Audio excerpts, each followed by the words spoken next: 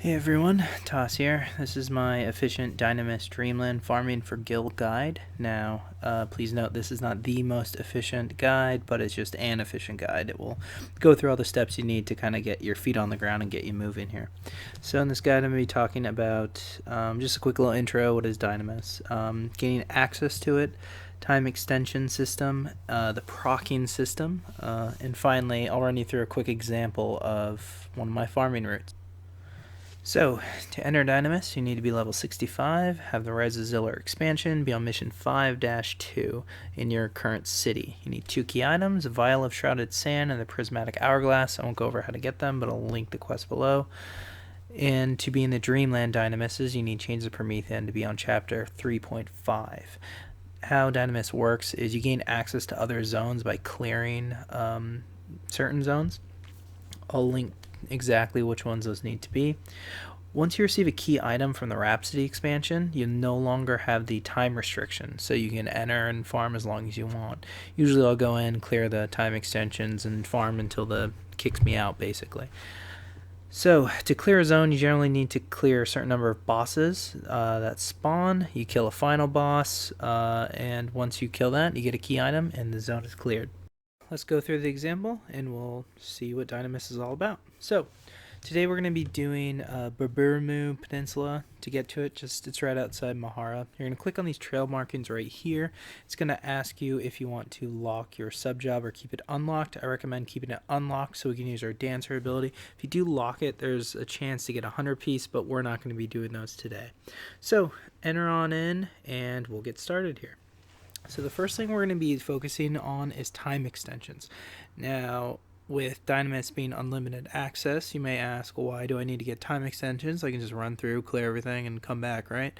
Well, the time extensions, what they do on top of giving you extra time is that they will increase the drop rate if you proc a monster, and we'll go through all that later. So there are 4 time extensions in the zones. They're all in fixed locations, so they're not going to move. We're going to be looking at a map after I kill the first one. The 5th one is special. Once all 4 die, it will appear in one of 4 locations around the map. It's a little tougher to find. The first 4 will grant you 10 extra minutes. The last one will grant you an extra 20 minutes. And once you get all of them, your drop rate for currency is going to kind of skyrocket through the roof. You're going to go from 1 to 2 on a proc to 3 to 4 on a proc, and we'll see how that works later. So I'm running here to the first time extension, just straight from the entrance. It's pretty easy to find. It's just right there. It's a statue. Looks like any other statue. What makes it different is that when you check it, it checks as impossible to gauge. Now jump on in and go ahead and kill it. Once you do find it, they're going to spawn afterwards, so be careful you're not killing the same one. Now, how you can tell that you've actually killed the thing and you got the 10 minutes is check out my log here. I get this key item right there. If you re-kill the same one, you won't get it a second time, so that's how you can tell that you've actually killed the thing. It's very easy to get confused when you're killing these, which ones did I kill, which ones did I not kill, so you want to keep yourself organized by checking your log and making sure that you get them. Write them on a piece of paper, keep track of them, whatever you need to do. So we're going to go through all 4 of them right now. Now we're going to link to a map right here so you can kind of see what's going on. It's hard to visualize exactly where you need to go, and we'll do that. So here we are. This map isn't the best map to use, but it will get us there. All the red TEs are where the time extensions are located. We just killed TE2, time extension 2. We're going to kill 3, 1, and 4, north, northeast, and northwest of us. And you'll see that TE5 is special, and that has 4 different locations on the map. Once you kill all 4, run to each one of the locations for time extension 5, find where it is, kill it, and you're good to go. Alright, so the next time extension is up on this hill. It hangs out with these goblins up here. It's actually going to take me a little bit to find it, so I'm going to run around in circles a little bit until I do. And after a quick cut, here we are. Looks like for me it was hanging up here. So check it, impossible to gauge. It's the one I'm looking for. Go ahead, pop on in, kill it. Gonna aggro a couple things like always, but that should get number 2. So number 3 is up here in the west. It's in a group of orcs. when I say number 3, I mean this is the third one I'm killing, but if you look on the map, it's TE4, so a little confusing there, so I apologize. But this one up here, time extension 4, up in the map, is hanging out with the orcs. They're tightly knit, so when you do kill it, you're almost guaranteed to aggro a bunch of stuff. And it seems to be tucked away in the back. So I'm going to check a couple statues here. I checked the one right in the front. Not going to be my guy. Check the one in the middle. At some point up here. Yep, there it is. Not going to be my guy. Check the one on the left here. And impossible to gauge. He's my guy. So sneak attack real quick. Going to kill him. And we're going to go to the next time extension after this one. Here we have TE1 on the map, being my 4th to kill. He lives with these quavs over here. He's a little crab-looking statue dude. I always have trouble finding this one for some reason. These guys are so spread out that I have to kind of run around and double back and just kind of lose a bunch of time here.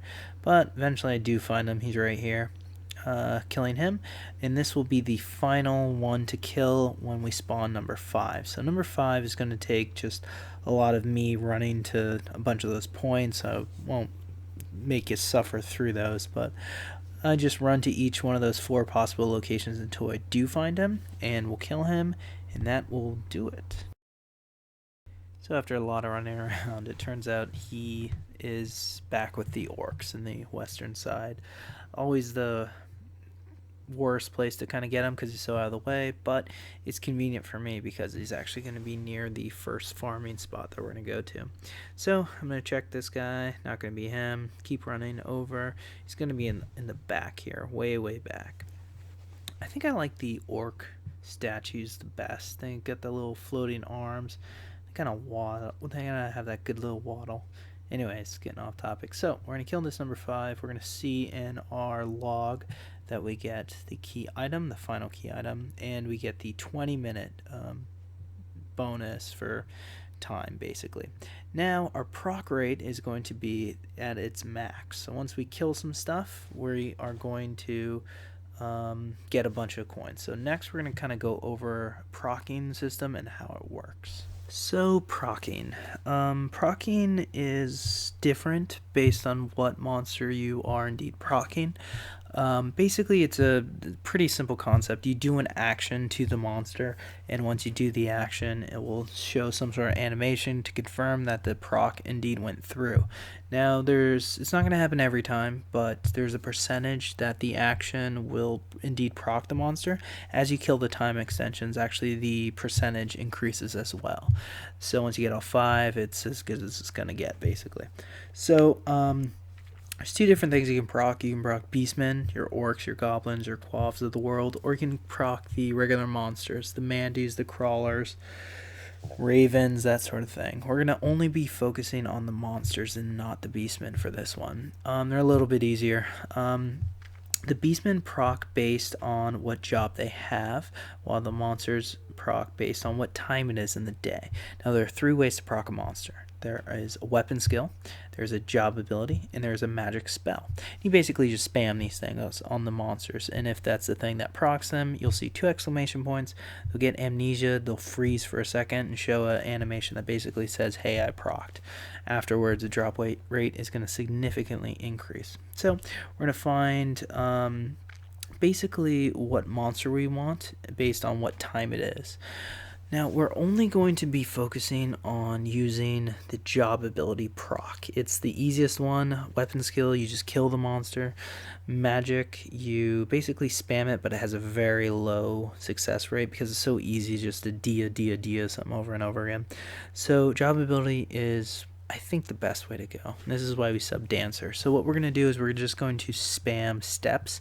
You can use any step, it doesn't matter. I like to do the one with evasion down just because it's fun. Again, it doesn't matter. So what we're going to be doing is we're going to be cycling these creatures. So in the map here, you'll see that we have the 3 different currencies, and these creatures will proc based on job ability at the top here, based on what time of day it is. So You'll see if it's early in the morning and you're killing crawlers, then you'll be able to proc them. If it's in the afternoon, you're killing bunnies 8 through 16. You see job ability right there. You're going to get them, and we're going to be looking at 16 through 0 to get the next one. So we're actually going to cycle 3, in my case 4 different monsters to just kind of go throughout each day and just farm to our maximum potential. So in the morning we're going to be focusing on crawlers, then we're going to be focusing on bunnies, then we're going to move on to the last one and focus on crabs. Now the problem with crabs is there's not enough of them, so we're going to pop on over to Danimals and kill some of those too. So I'm going to go through each one of these camps, kind of show you how they work, show you a couple procs in action, and we'll go from there. Our first map is in the north corner here. I circled it. It's the crawler camp. Feel free to pause this image to see the location of all the monsters on the map. It's directly north of the last time extension that we got. So I'm going to start running up here. Again, our goal is to find the nearest crawler, spam all the job abilities we can on it. You'll notice the time on the bottom left hand corner. This is the time that they indeed will proc based on job ability. So I find the first crawler, I run up to it, but before I can do anything, the provoke on my Yagudo Trust there sets it off. So you can kind of see the 2 exclamation points.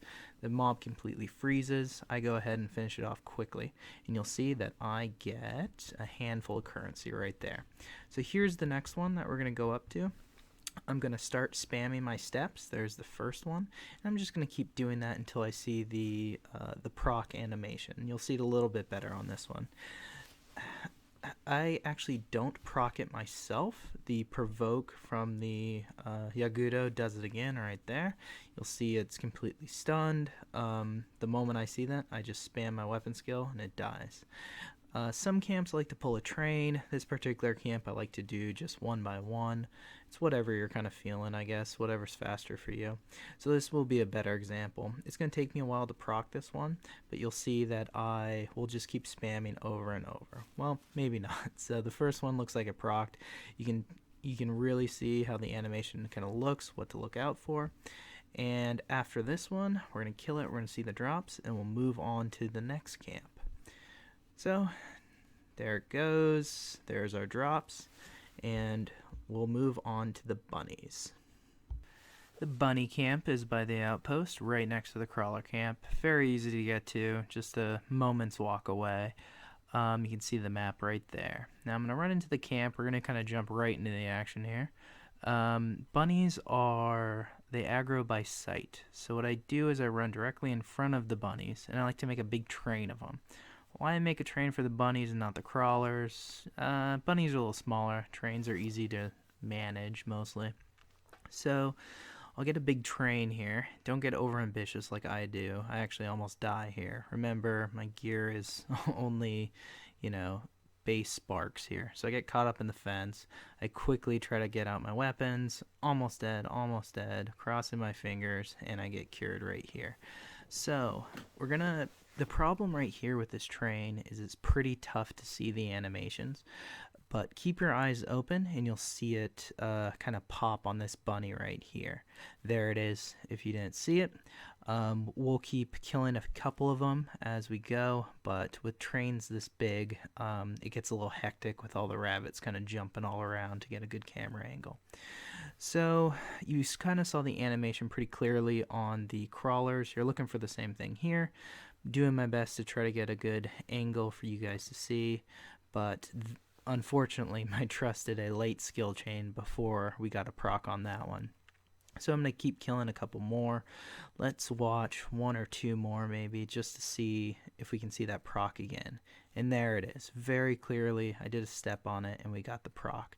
Now with Thief, if you sneak attack behind them, it will increase your treasure hunter. So just another little bit to add extra currency. So we'll watch the drops on this one. And we got a good number of currency on that. So proc all these guys for a while. You're going to rack up a lot of coins during this time. Our next camp is going to be the crabs / Danimals. I really like the crabs. The only problem with them is there's not enough of them. So I circled both on the map right there. So we're going to run across the map. Great time for you to start chucking out all that gear you don't want, drops you've been getting. It is a bit of a trek, but I think it's worth it to make this. I've experimented with some of the other ones. I like these guys the best. So very similar to the rabbits here. We're going to make a big train of them. We're actually going to pull every crab there is down here. Definitely stay away from I can't pronounce them, the U-name guys, the big shell dudes. They take forever to kill. They're not worth it. So get your crabs, get a train if you want like I did, and we'll start to see a couple procs hopefully. So again, spamming some steps on these crabs, seeing what we get. Nothing. Sometimes you can spam 4 or 5, not get anything. It's just kind of luck of the draw. So I want to see at least one proc for you guys. So here's the second one. We are going to hopefully get it pretty soon. There we go. Pretty easy to see. We're going to kill it, and we're going to see the drop right here. So you can also compare the drops I was getting on the ones I didn't kill to ones like this one right there, where it just kind of spams your inventory. Again, expect 3 to 4 currency per drop if you get all the time extensions. So these crabs are going to be really nice to you. Kill them all, get your drops, and we're going to move on to the Danimals, which will be in the same time frame as the other ones. So definitely go back to the map that I linked with the times if you need to see exactly what times. But the crabs, I believe, are 16 through midnight, I believe. Same with the Danimals, so they share them. So you're free to go back and forth between the two. Now that my train is dead, we're going to finish off this last nightmare crab, and we're going to work our way up to the Danimals. It's pretty close to the crab camp, so you're not going to lose a lot of time. The problem with the Danimals, again, I know I'm saying those wrong. Since I've started Final Fantasy in high school, I've always called them that for some reason. The snack crackers, Danimals that Americans have. I don't know if anyone else remembers those. Or was it a yogurt commercial? I can't remember. Anyways, I'm getting way off topic. So I'm going to run up this hill here. We're going to look for the Danimals, which are the big giraffe-like creatures. Invis up, use your dancer sub to get yourself around Dynamis. It's definitely helpful and required. Invis and sneak, that is. So we're going to run past some of these goblins. They're pretty easy to see, the Danimals up here. Grab a couple of them. I don't like to make trains of these guys, only because they're so big and bulky that it just gets a little crazy with all these huge monsters just kind of looking at you. I will make a small train, maybe 3 or 4 at most, but usually I'll kill them one at a time. So we're going in here. They're really easy to see the proc in terms of the animation for them freezing. Now the problem is that they're so tall, at least for Tarus, that you're not going to see the exclamation points above their heads. But they also aggro by sight, so you're going to be looking for the just them freezing rather. So I may have lied to you. I made a pretty decent train here of 6 or 7. Right there, the provoke procced him. You didn't see the exclamation points because they were off screen, but you see how he's just completely frozen. So the Danimals definitely have that kind of breathing animation, the in, out, and that just kind of ends when you start to get them. So you've seen them all before. I'm not going to waste your time here. That is going to wrap it up for all 3 camps. Once you're done with these guys, run on back to the crawlers or an equivalent monster. Start farming those and just start cycling. Anything you feel comfortable with or you really can do. This guide is just kind of here to show you how I like to do it in the camps that I like. But definitely those are your options. Get a cycle going, whatever combination of monsters you feel comfortable with. I do feel that the drop rates are different between the monsters. The Raven camp is a great camp for getting a lot of monsters, but I feel like their drop rate just is less than the other monsters. I haven't confirmed that anywhere. It just, after a couple of runs, it's just how it feels. I feel like the Danimals out of all these camps also have the lowest drop rate, but again, I have no evidence to back this up. So that's gonna pretty much do it. I'm gonna show you, I'm gonna cut one more time and show you the amount of currency that I got on this run. Again, I'm not doing anything crazy. I'm just cycling these 3 camps. I get a decent amount of currency. I think I got about 150, something like that, but let's take a look. I'm gonna stop here and we're gonna open our inventory. And here we are, finished my run. I'm about to be kicked out. Open my inventory. I have some stuff that's bizarre, but everything that's not bizarre is what I gained on this run. So you see I got a pretty decent amount of currency. Nothing crazy, but enough to make your, 2 hours of time farming worthwhile. So that's it. That's going to be it for this guide. If you have any questions, feel free to message me, leave a comment, tell me if you found any more efficient methods, and please let me know how you feel about this guide. All right, well, thank you all very much, and have a good day.